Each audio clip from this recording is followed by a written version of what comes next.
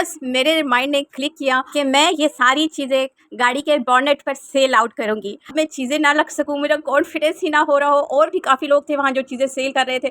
अब मैं, आप यकीन करें, वहाँ जो सफाई करने वाले बच्चे होते हैं गाड़ी, तो वो मैंने उनसे पूछा मैं यहाँ पर चीज़ें सेल करना चाहती हूँ, तो उसने कहा हाँ भाजी तो लगाओ और सेल करो।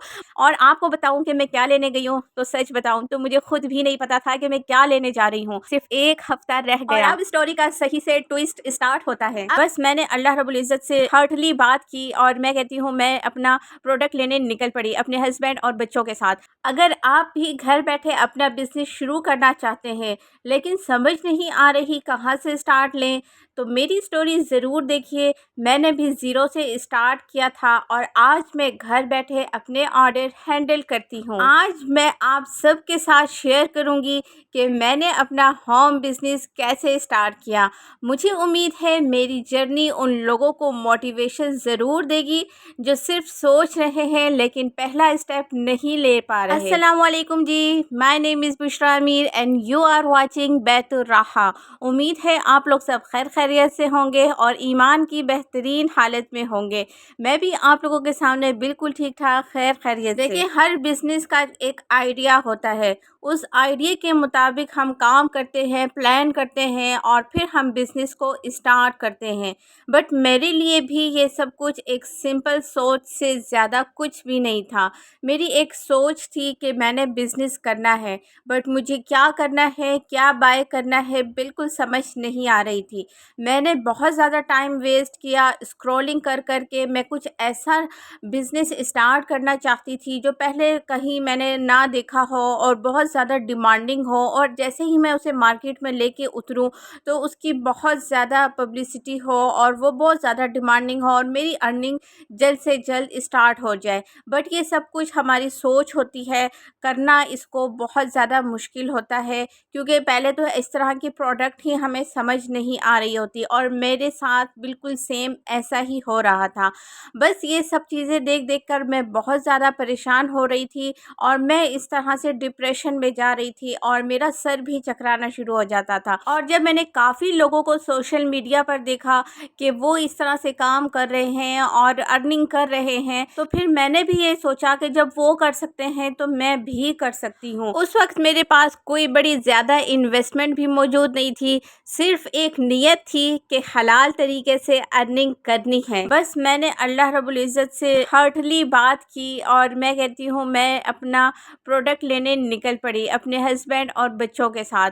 उस वक़्त ना कोई गाइड करने वाला था, ना ही कोई साथ देने वाला था सिवाय अल्लाह ताला के। और आपको बताऊं कि मैं क्या लेने गई हूँ, तो सच बताऊं तो मुझे खुद भी नहीं पता था कि मैं क्या लेने जा रही हूँ। हम बैठे जा रहे थे और हम होलसेल मार्केट्स जा रहे थे। मेरे हस्बैंड बार बार मुझसे पूछ रहे थे कि हम क्या लेने जा रहे हैं, कहाँ जाना है। सदर तो बोल्टन मार्केट बहुत बड़ी है, तो हमने कहाँ पर जाना है, आई रियली डोंट नो। तो मैं उन्हें सवालिया नज़रों से देखती थी कि वाकई हमें कहाँ जाना है। तो बस मैं उन्हें कहती थी बस चलते जाएं, अल्लाह मालिक है। तो इस तरह करते करते हम सदर मार्केट पहुँचे। इवन दैट हम रक्शे वाले को भी नहीं एड्रेस बता सके कि हमने कहाँ जाना है। और हम रक्शे वाले से बात कर रहे थे कि हमें आप मार्केट पहुँचा दें, कपड़ों की मार्केट पहुँचा दें। अब वो पूछने लगा कि लेडीज़ मार्केट्स या फिर जेंट्स मार्केट, हमें ये भी नहीं पता था। और फिर हमने उसे कहा कि चलें लेडीज़ मार्केट्स में पहुँचा दें। अब जब उसने हमें वहाँ पर उतारा तो अब हमें ये नहीं पता था कि हमने राइट जाना है कि लेफ़्ट जाना है। और मेरे हस्बैंड भी मुझे थोड़ा इरिटेट होकर देख रहे थे कि इसे कुछ पता है नहीं, इसने क्या करना है। तो बस इस तरह के मामलात थे। और बस मैं अल्लाह रब्बुल इज़्ज़त से पूरे रास्ते यही दुआ करती जा रही, अल्लाह रब्बुल इज़्ज़त बस तू मेरे कदम वहाँ पहुँचा दे जहाँ से मैंने अपना फ़र्स्ट स्टेप लेना है, और मुझे क्या लेना है बस तू मेरी आँखों के सामने ले आ और मुझे वहाँ पर ले जा। आप यकीन करें, ऐसे ही चलते चलते बाज़ार में मैंने जब देखा कि 14 अगस्त आ रहा है और 14 अगस्त के लिहाज से पूरा बाज़ार भरा हुआ था, तो बस मैंने ना सोचा ना समझा, बस 1-2 चीज़ें पूछी, 1-2 होलसेलर से बात की और मैंने अपना सारा माल उठा लिया और मैंने 14 अगस्त के लिए स्टार्ट किया अपना बिज़नेस ओनली 14,000 से। आप यकीन करें, जब मैं 14,000 का ये सामान लिया तो मेरे हस्बैंड बार बार पूछने लगे ये कहाँ सेल करोगी, ये कैसे सेल करोगी, ये बिक जाएगा तुम्हारा। तो मैं उनसे कहती थी हाँ हाँ बिक जाएगा, हाँ हाँ ये मैं सेल कर लूँगी। तो वो भी चुप हो जाते थे मेरे आगे। अब मैं क्या करूँ, इसको क्या बोलूँ। तो बस यही हुआ, हम 14 अगस्त की चीज़ें उठाई, अच्छे से कपड़े भी उठाए, एक्सेसरीज़ भी उठाई 14 अगस्त की, और हम घर आ गए। अब घर आने के बाद हमने तसल्ली से सारी चीज़ें देखी, सब चीज़ों का रिव्यू किया, सारी कैलकुलेशंस लगाई और किस तरह से प्रॉफिट निकालना है ये सब चीज़ें कैलकुलेट की। लेकिन आपको सही बताऊं, ये मेरा फर्स्ट एक्सपीरियंस था। कोई हमें ज़्यादा पता भी नहीं था कि किस तरह से प्रॉफिट निकालते हैं। हमारे कॉस्ट जितनी लगी थी, हमने उससे 50-100 रुपये ज़्यादा कर करके हमने चीज़ों को मैनेज किया कि इसको हमने इतने में सेल करना है और इसको हमने इतने में सेल करना है। अब जब 1 अगस्त स्टार्ट हुआ, आई थिंक सो 2nd या 3rd होगा, अब मुझे परेशानी स्टार्ट हो गई कि अब ये सेल कैसे होंगी। और मैं सोशल मीडिया पर तो डाल रही थी, तो लेकिन आप लोगों को पता है कि सोशल मीडिया पर तो रिस्पॉन्स इतनी जल्दी नहीं आता। 7 अगस्त तक 2 क्वेरीज मुझे आई थी, 2 लोगों ने मुझे आस्क किया चीज़ों के बारे में, बट दे डिडंट बाय। फिर उसके बाद में बच्चों को जो 14 अगस्त की एक्सेसरीज़ होती थी एक बॉक्स में डाल कर देती थी कि ये बच्चों को सेल आउट करें। अपनी बिल्डिंग में जहाँ मैं रहती थी वहाँ पर मैंने बहुत सारा लोगों के साथ, बच्चों के साथ कांटेक्ट किया कि ये हम सेल आउट कर रहे हैं। तो उस तरह से भी मेरी छोटी छोटी एक्सेसरीज़ काफ़ी सेल आउट हुई। बट जो क्लोथ्स थे 14 अगस्त के, उन पे ज़्यादा मैंने इन्वेस्ट किया था और वही बिल्कुल नहीं सेल हो रहे थे। तो इस तरह से मुझे जब टेंशन शुरू हुई और सिर्फ 1 हफ्ता रह गया, और अब स्टोरी का सही से ट्विस्ट स्टार्ट होता है। अब मैं अपने हस्बैंड का दिमाग खाना शुरू किया कि ये चीज़ें कैसे सेल होंगी, ये कैसे करेंगे। और इसके अलावा मैंने अपने ही दिमाग पर बहुत ज़्यादा ज़ोर डालना स्टार्ट किया कि जब हम लोगों को ये चीज़ें दिखाएंगे ही नहीं तो ये सेल कैसे होंगी। अब हमने कहा कि ये तो अब लोगों को दिखाना है, और अगर दिखाना है तो वो बाज़ार ही ऐसी चीज़ है जहाँ पर लोग देखेंगे और फिर बाय करेंगे।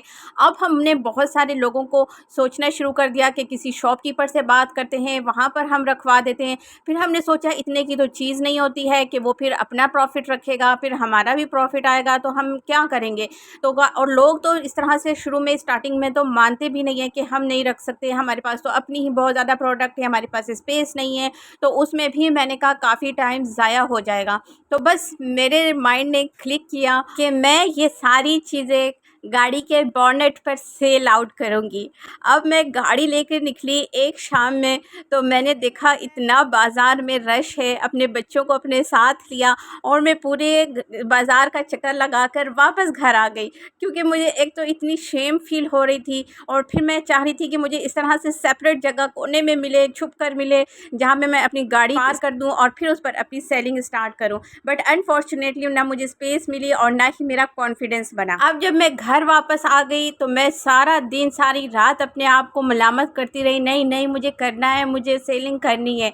अगले दिन फिर मैं निकल गई बच्चों को लेके, गाड़ी लेके, और आप यकीन करें वहाँ पर मुझे पार्किंग मिल गई जहाँ मैं सोच रही थी, जहाँ पे मैंने फुल आइडिया बनाया हुआ था। जब मुझे पार्किंग जगह मिल गई, अब मैं चीज़ें ना रख सकूँ, मेरा कॉन्फिडेंस ही ना हो रहा हो। और भी काफ़ी लोग थे वहाँ जो चीज़ें सेल कर रहे थे। अब मैं, आप यकीन करें, वहाँ जो सफाई करने वाले बच्चे होते हैं गाड़ी, तो वो मैंने उनसे पूछा मैं यहाँ पर चीज़ें सेल करना चाहती हूँ। तो उसने कहा हाँ भाजी तो लगाओ और सेल करो।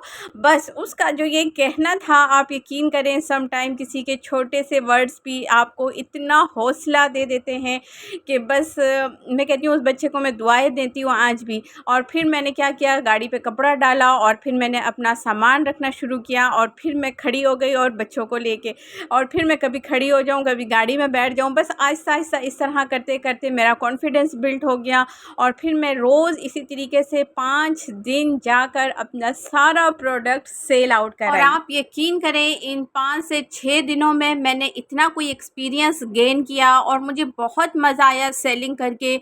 बहुत से लोग आए, अच्छे भी आए, बुरे भी आए, और आप यकीन करें मैं इतनी उधर खड़े खड़े दुआएं पढ़ती थी, वजीफ़े करती थी कि या अल्लाह ताला बस आज मुझे कामयाब कर दे और मेरा सारा सामान बिक जाए। वरना मेरे हस्बैंड तो मुझे इतनी बातें सुनाएंगे, नेक्स्ट टाइम मुझे होलसेल मार्केट भी नहीं लेके जाएंगे। तो आप यकीन करें मेरा सब कुछ सेल आउट हुआ और मैं सक्सेसफुल हुई, और वो दिन है और आज का दिन है कि मैं अपना बिज़नेस अल्हम्दुलिल्लाह कंटिन्यू कर रही हूँ। तो ये थी मेरी सारी स्टोरी जो मैंने अपना बिज़नेस स्टार्ट किया।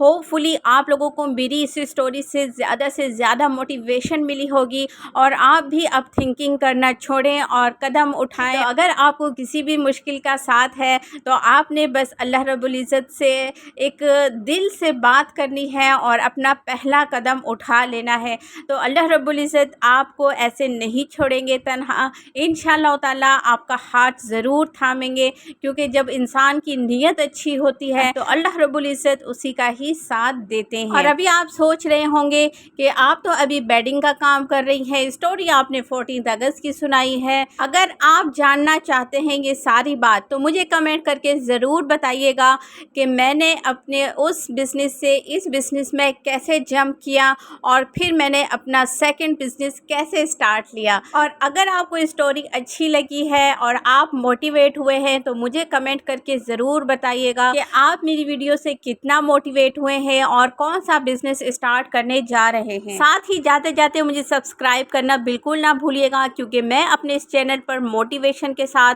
आपके लिए डालती हूँ बहुत ज़्यादा इंफॉर्मेटिव चीज़ जो आपके लिए बहुत ज़्यादा हेल्पफुल होने वाली हैं। तो मिलते हैं नेक्स्ट वीडियो में। अगर आप लोगों ने मुझे कमेंट करके बताया तो नेक्स्ट वीडियो में मैं आप लोगों को ज़रूर अपनी सेकंड जर्नी भी बताऊंगी। सो मिलते हैं नेक्स्ट वीडियो में with the new topic. See you, अल्लाह हाफिज़।